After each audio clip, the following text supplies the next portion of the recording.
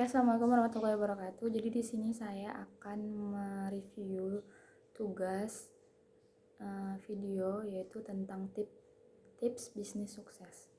Nah, jadi itu kan seperti yang udah dijelaskan di videonya itu uh, inti dari permasalahannya itu adalah kayak jadi setelah kuliah ini kita nih harus apa, mau ngapain, mau kemana gitu. Apakah kalaupun misalnya ada yang berpikiran untuk menjadi entrepreneur yang sukses gitu, nah jadi tuh ada beberapa hal yang perlu diperhatikan gitu kan. Seperti di sini udah ada beberapa pertanyaan gitu kan. Dari yang banyak kita lihat kayaknya pembisnis atau entrepreneur tuh kayaknya enak banget hidupnya gitu kan. Padahal di balik itu kan juga nggak enak kan.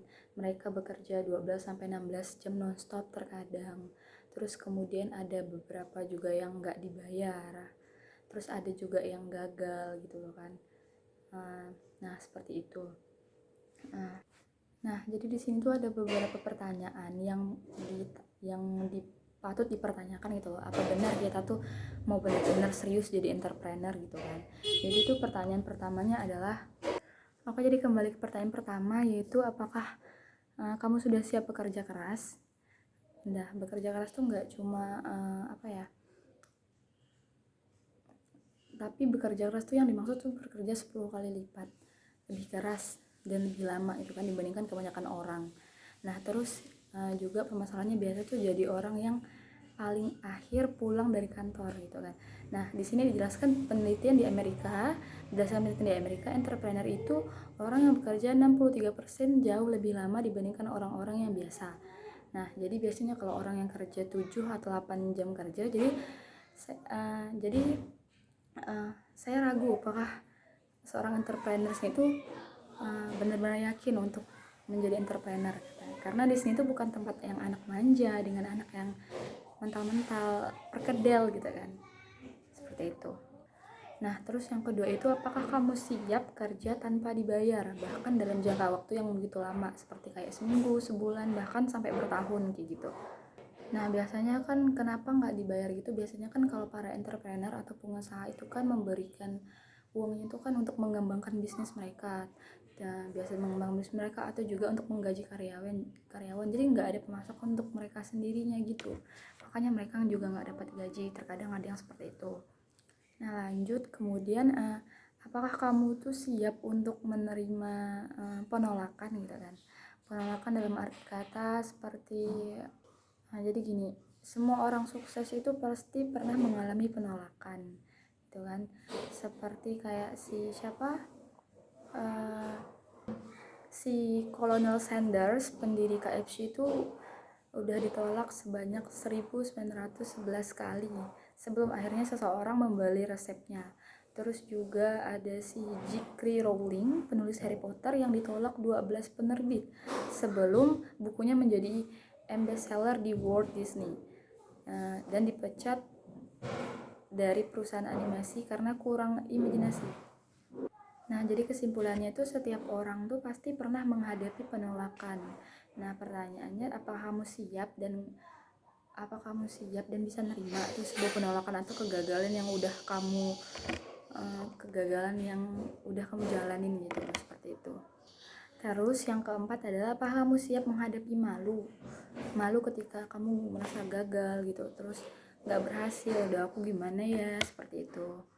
Nah, di sini dijelaskan bahwa dalam penelitian disebutkan bahwa entrepreneur itu sukses ternyata pernah gagal sebanyak 6-7 kali hingga akhirnya berhasil berhasil. Nah, ketika gagal pasti ada juga hinaan dan cemoohan selain kerugian finansial.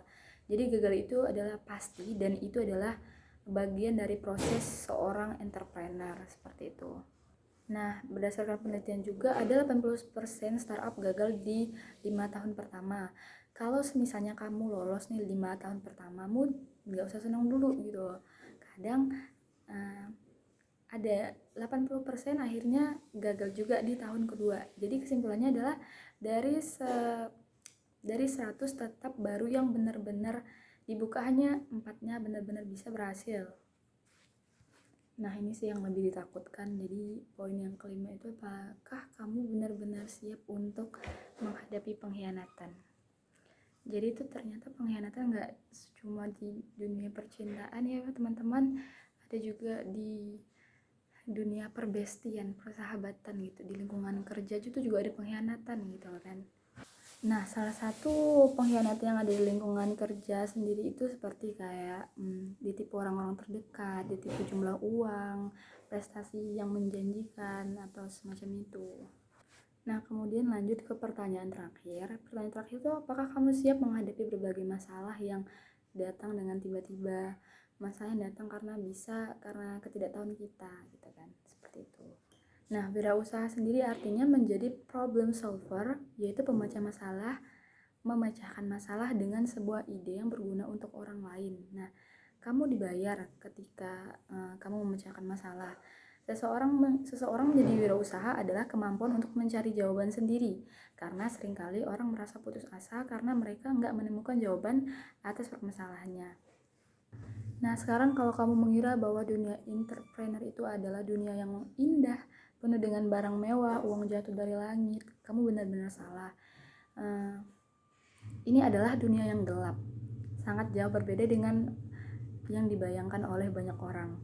Dan seringkali kamu merasa bahwa merasa sendirian, kehabisan modal, dan nggak tahu harus melakukan apa. Makanya banyak orang yang menyerah dan kembali ke dunia sebelumnya. Jadi karyawan misalnya, terus mendapatkan gaji yang pasti tiap bulannya gitu kan. Dan nah, tapi ini adalah proses yang pasti dialami oleh supplier banner, dimana kalau kamu bisa tips dan bertahan sambil belajar dari kegagalan kamu, bisa mendapatkan keberhasilan yang kamu impikan. Kamu mau bebas secara finansial, mau memiliki kebebasan waktu, mau mendapatkan passive income, wirausaha jawabannya. Nah, jadi kesimpulannya adalah wirausaha itu bukan untuk diundang, bukan untuk orang yang gak mau bayar harga, bukan untuk orang yang gak punya mimpi, tapi gak mau berkorban. Nah, wirausaha itu bukan untuk orang yang gak mau belajar dan merasa minder. Terima kasih.